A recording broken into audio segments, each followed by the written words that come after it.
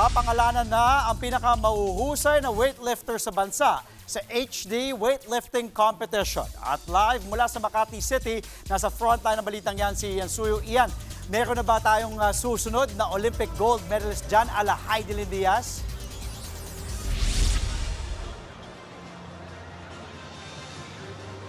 Andre, alam mo, tuloy-tuloy nga ang patigasan ng buhat at palakasan ng mga pwesto dito sa pagpapatuloy ng pangalawang araw ng HD Lift-Off Tournament sa Makati City.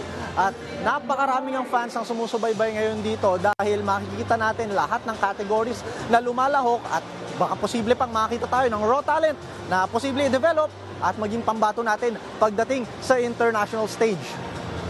Nasa huling yugto na nga tayo ng two-day tournament na nagsimula kahapon na pinangungunahan syempre walang iba kundi ang unang Olympic gold medalist ng bansa na si Heidelin Diaz. Nasa mahigit 100 lifters ang sumasabak ngayon sa kauna-unahang world-class weightlifting competition sa bansa. Nahahati ang mga participants sa iba't ibang weight division at age groups gaya ng 12 under, open group at seniors event. Mapabata o matanda, basta't nakapag-training ng maayos, pwedeng lumahok dito. May ilang mga miyembro rin ng national team na nakita nating sumusuporta ngayon. Para kay Heidelin, ito na raw ang perfect chance para sa mga Pinoy na may experience na lumahok sa isang standard competition na dati nararanasan lang abroad. Mula kasi sa equipment, plates at tournament proper, pang world class talaga. Sa ganitong paraan rin kasi ay mas naipakikilala rin ang sport na weightlifting na napatunayan ng kayang mag-uwi ng medalya sa ating bansa sa pangunguna ni Heidelin.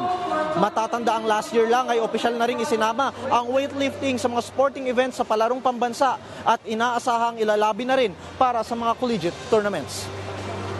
Andre, kakatapos nga lang kanina nung men's open category at ngayon may dalawang remaining sessions pa na hinihintay. Kung sino man ang magta-top 3 sa kada age category na yan ay magwawagi at paparangalan mamaya pagdating ng closing ceremony.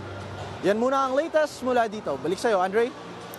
Aba, talaga abangan natin yan, Ian. Baka nandyan na ang susunod natin na Olympic gold medalist sa weightlifting. Live mula sa Makati, maraming salamat, Ian Suyo. Mga kapatid, Andre Felix po, iba na ang may alam at may pakialam sa panahon ngayon.